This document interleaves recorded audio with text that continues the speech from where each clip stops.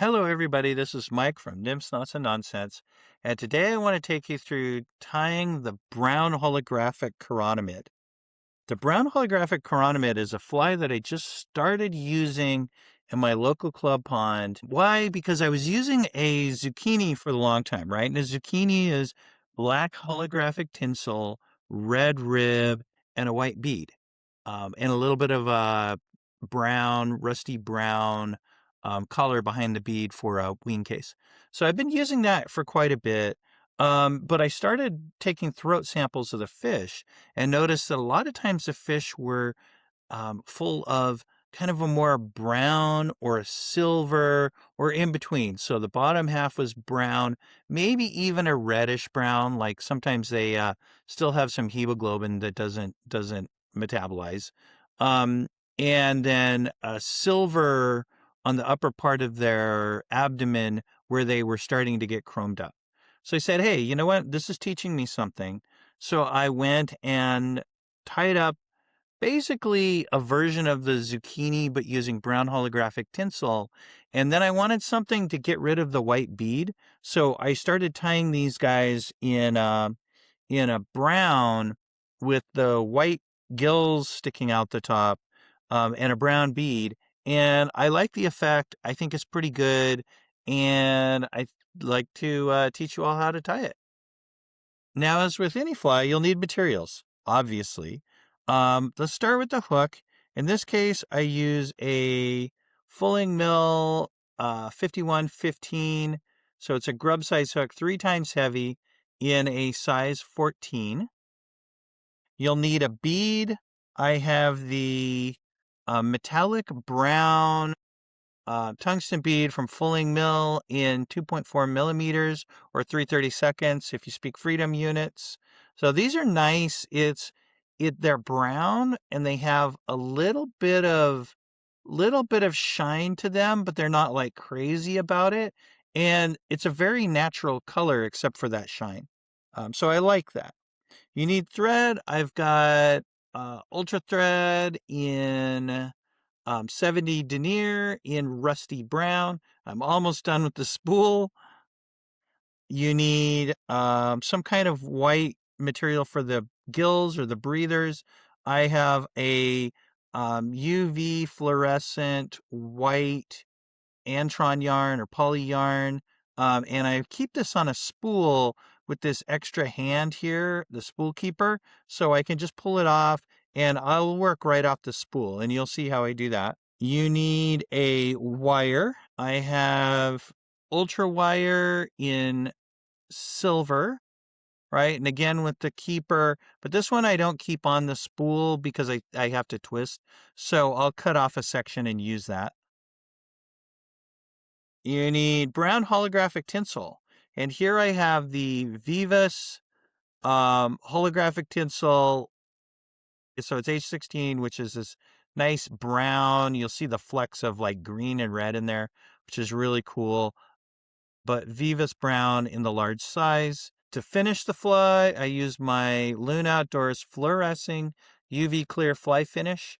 So it glows a little bit when the sunlight hits it. I use that for a lot of nymphs, use it for a lot of chironomids. I use it on this fly. I do keep the tip like this. So you have different tips, or you have a brush, or a couple different ways that you can actually use this stuff. I just use the tip, and right here it's got a cap on it. But I just use the nozzle there, hold it over the fly, and then push out a little tiny bead or a drop or a bubble of it and put that on the fly. Now, in order to start tying this fly, we put it in the vise and we seed the bead on the hook, and I put the concave side, so the big hole, on first, so that way it kind of clogs up the eye, but it also leaves us room for the gills or the breathers on there. I'm just going to push that back to the end of the hook and get my thread started right behind the eye. Okay, so I just go wrap it over and give it 1, 2, 3, and then trim off the excess because I don't want a lot of bulk right here. Otherwise, I won't be able to slide the bead up over it. I take my poly yarn here, and this is fluorescent white poly yarn, and just give it a twist. with my thumb here, make it a little bit more manageable. I'm going to place it right over the eye of the hook going forward. And I just work out the spool. So there's a spool right here. And I give it one pinch wrap. Okay, and give it another wrap in front of that. It still wants to blow. Give that another little twist there. Give it a wrap right behind the eye. So now I have a total of 3 wraps over the top of it. Give it a cut right here. And then I'm going to the back of that, tie down the stub ends of that yarn. Little bit of wraps behind, little bit of wraps back up to where the stub is tied in. And I'm going to give it 2 half hitches to hold it and cut it off. And slide the bead up over the top, and it should go right into place there. Works pretty well, does not block the eye. And then take this yarn and bend it back over the bead and give it over the bead and then a little bit extra. The bead will try to slide. It's kind of fun like that. I didn't make this long enough, so I'm just going to give it a...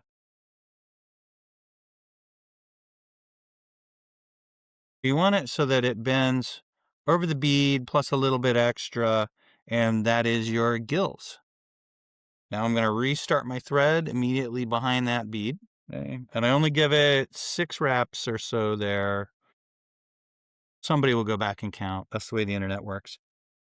And then I'm going to take a piece of my silver brassy wire, place that right there, tie it in, wrap it down the shank, holding it at a 45-degree angle so it sits right down the shank nicely. I'm going to go right to where the bend would be, a little bit short of on the bend. And if it was a dry fly, that would be right in front of where the bend starts.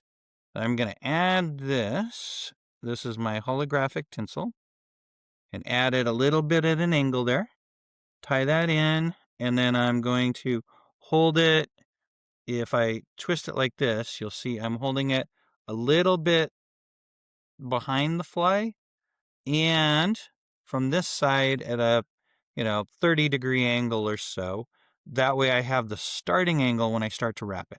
Once I got that tied in, I'm just going to take care here to wrap up the ends of that tinsel and then get it down to right behind the bead. And I'm almost done with the spool of thread. You see that? Just got a little stub there. So I should be able to finish this out. Hopefully I don't run out. Okay, throw a half hitch in there. Swing my bobbin cradle around and place that and get rid of the excess thread that I have so that my bobbin holder just sits right there off the bobbin cradle. Now I'm going to start wrapping. First thing to wrap is the brown holographic tinsel. Going to start wrapping it. Hey, if you can't see what you're doing, right? Notice I'm wrapping this way so the camera can actually see better than I can. All I can see what's already been wrapped. So if that happens, you can hold your tinsel down like this, and as you wrap it, you can see exactly where you're wrapping, and you want it to be, half of the strand of tinsel, maybe 3/4 of the strand of tinsel over where you've already wrapped it. So that way you have overlapping wraps. It's a very long way to say make overlapping wraps, but you still have to get to the end, so don't make them too overlapping. And then just tie off that tinsel. That's 2 wraps, 3 wraps, 4 wraps, 5 wraps, 6 wraps. Okay. I'll take this and cut it, but because I tied it in on the bottom, I'm going to cheat here just a little bit. Okay. That leaves a little bit of a stub sticking out. You see that little bit of stub that's sticking out there? And all I want to do is put a wrap. I put it on the bead side. It's easier to show like this. I put it on the bead side and then wrap it in, bead side, and cover it. Got it grabbed, and then put a handful of wraps over the top of that. Give it another half hitch. Put the bobbin cradle up, take out my excess. Now I'm ready for my silver brassy wire.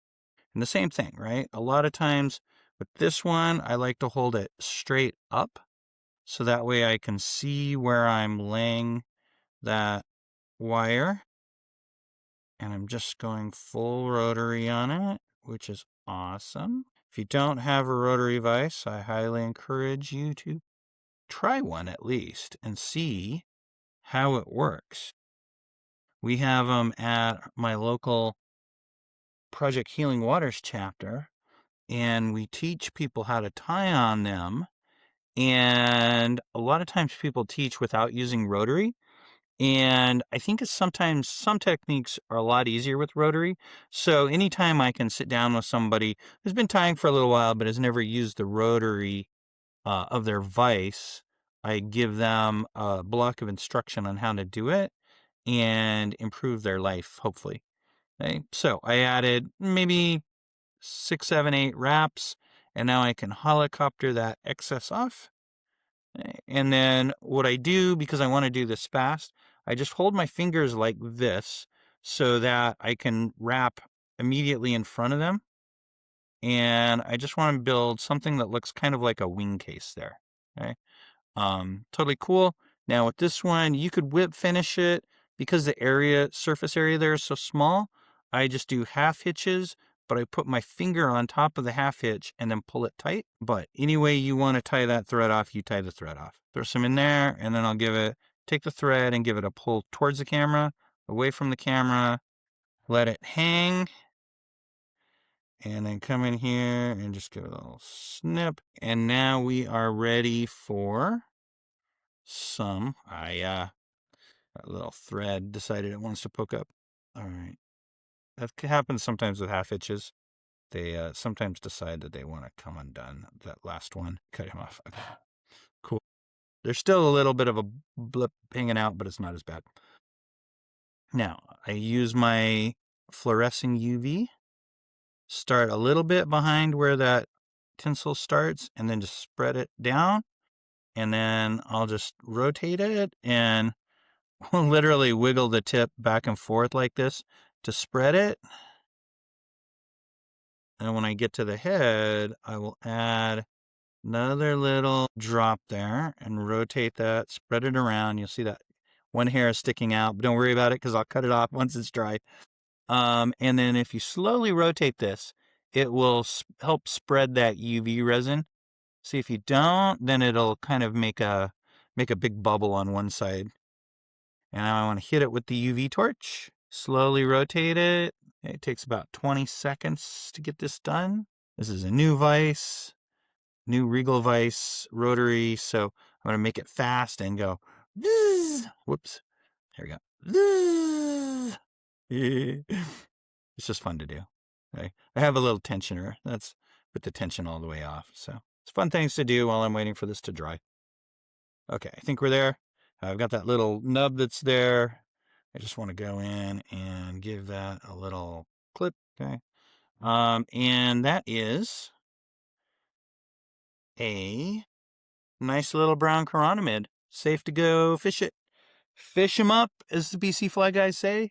And I will see you in the next video.